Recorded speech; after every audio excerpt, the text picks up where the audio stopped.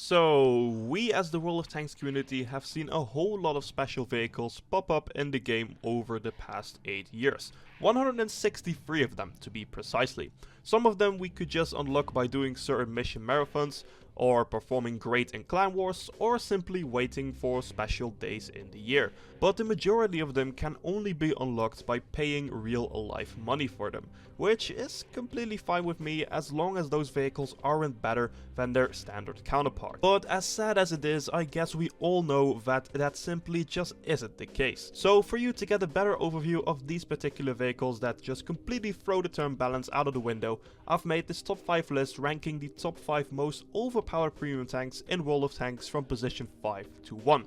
And yes, I know I did a similar video about this already, but that list ranks both overpowered premium and overpowered regular vehicles, unlike this list that will contain premium vehicles only.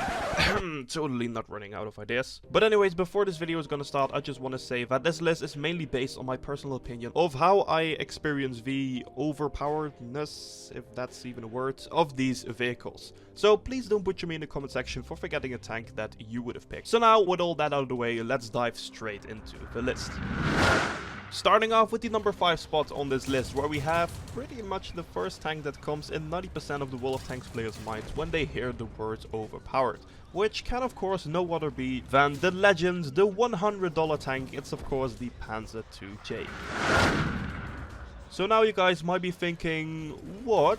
Why is the Panzer IIJ only listed at number 5? Why not as number 1? Excuse me, what the fuck? Well guys, just allow me to explain, because if that's the case then you might be living under a rock for the past 3 years in World of Tanks area. But that's completely fine of course, so just allow me to freshen up your memory a bit. So if this was World of Tanks 4 years ago, then you would be absolutely right, since back then the Panzer IIJ was pretty much the leading vehicle in the overpowered term. But since nowadays Wargaming have released much more overpowered premium vehicles and much more tier 3 vehicles with very good penetration values, the Panzer IIJ has kinda lost its overall strength over the last few years, which obviously was its KV-1 like armor on a flipping tier 3 light tank. And if you also consider the fact that the Panzer IIJ is still pretty slow for even heavy tank standards, and that the main gun just isn't that competitive because you actually have to fire premium rounds in order to do actually a decent amount of damage in your Panzer IIJ games. So mainly this results in the Panzer IIJ being not as overpowered anymore as it used to be back in the days.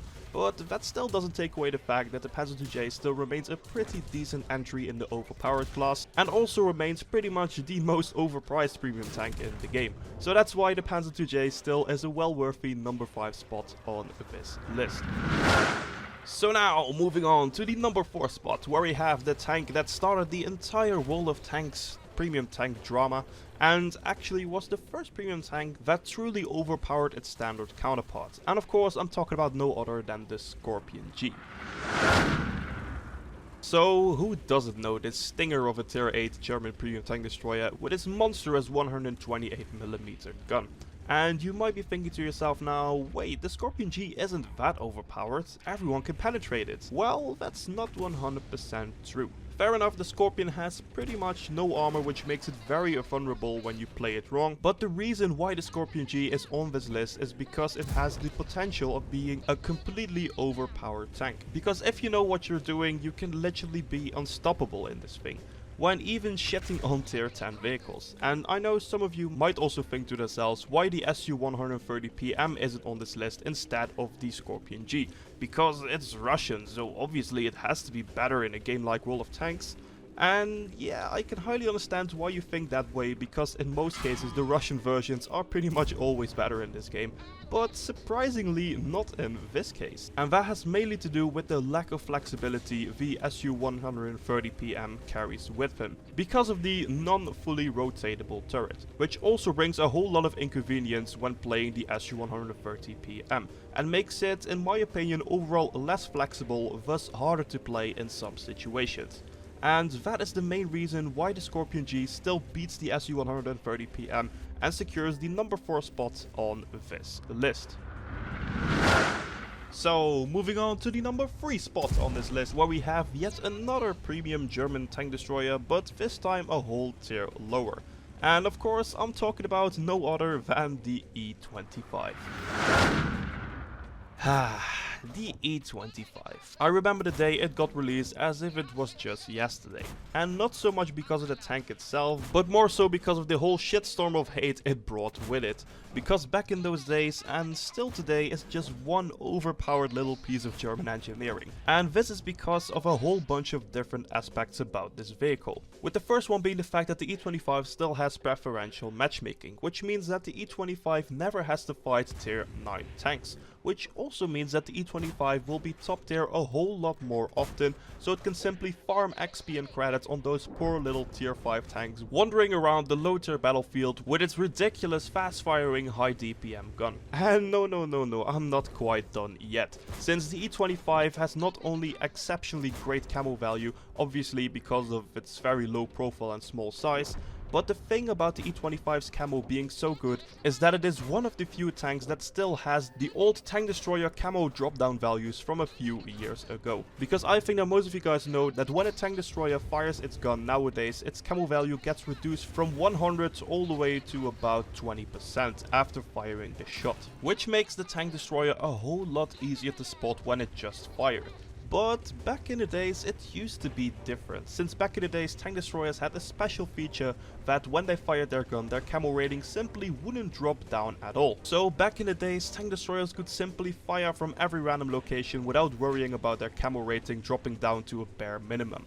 But luckily Wargaming eventually changed up every tank destroyer's camo drop down values to the state that they are in right now, except for the premium tank destroyers, because of their policy of not nerfing tanks that people paid real money for.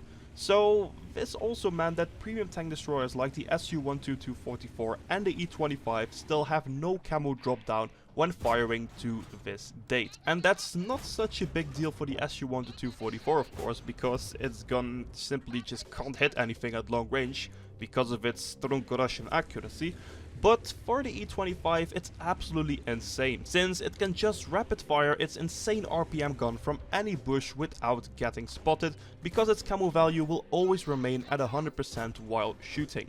And mainly because of that, plus the fact that the E25 is ridiculously fast as well, makes this thing a ridiculously overpowered tier 7 tank destroyer, so that's also why the E25 claims the well-deserved number 3 spot on this list.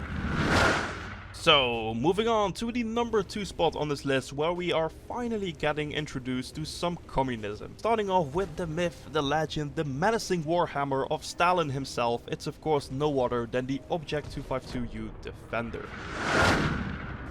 Oh boy, surprise surprise, didn't see that one coming, did you? So, the Defender, what does it have going for? Or I think I'm much better off saying what doesn't it have going for. I mean, it's probably the most noob friendly overpowered premium tank out there, since all you have to do is simply press and hold W, shoot everything you see with your 440 alpha damage gun, while bouncing pretty much every tank you see as long as you manage to hide your lower plate. And of course, Bliad, not to forget, if you sent enough scraps to the Gulag, Stalin himself will reach out upon you and carry your shots to your target no matter how hard they are to hit.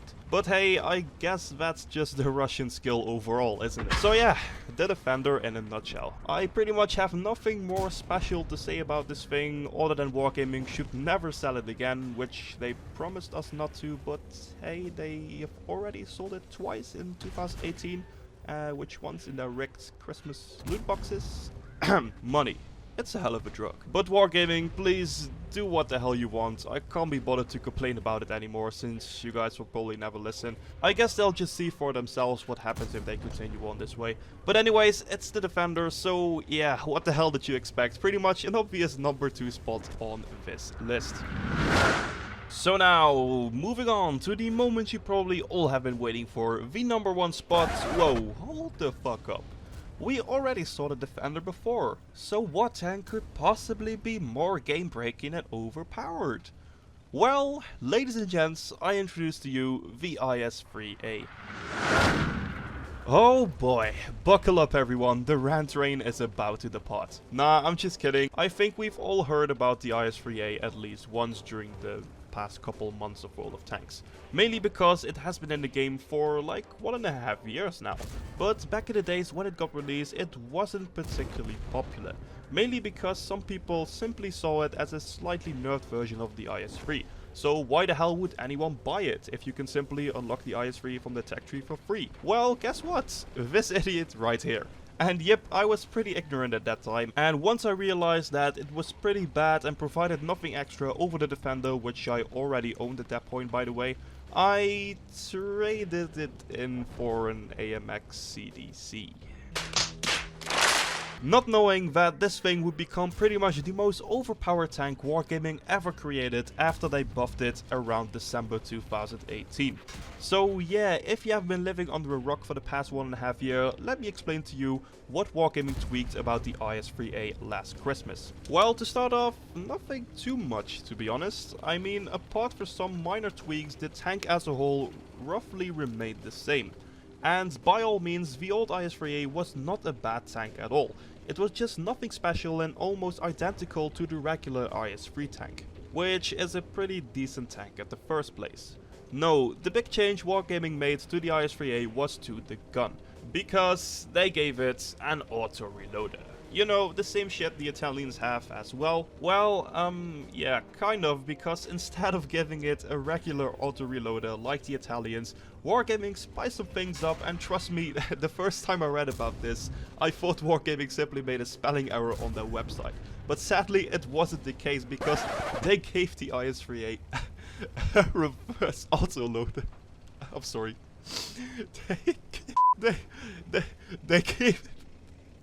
They gave it a reverse autoloader. Okay, so excuse me. Okay, so here's the difference. Normal auto-reloaders, like the Italians, take longer to reload one shell the less shells you have in your magazine, which is actually a pretty cool and challenging mechanic in my opinion. But no. The IS-3A is Russian, so let's give it a cheeky breaky auto-reloader that reloads faster the less shells you have in your clip yet.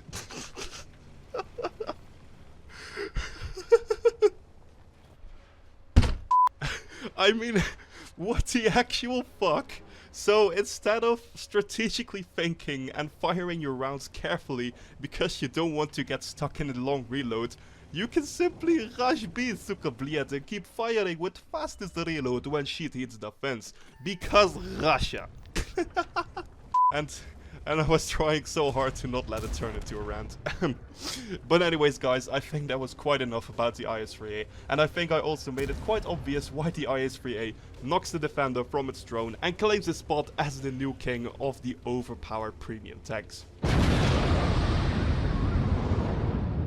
So guys, that was all for this top 5 videos. If you enjoyed the video or found it useful, then make sure to go out to the busiest street on your neighborhood and scream subscribe to Lucky Leopard as loud as you can, which will help to spread the good word for my channel. Or if you're too lazy to get out of your chair like me, then simply smash a like and subscribe to my channel for great and original content. Also, let me know in the comments down below what tank you think deserves a spot on this list, since I'm very curious on your opinions as well. But for now, all that's left for me to say is, as always, have an awesome day, and I'll catch you guys later. Reverse auto reloader, what the fuck? Jack it up.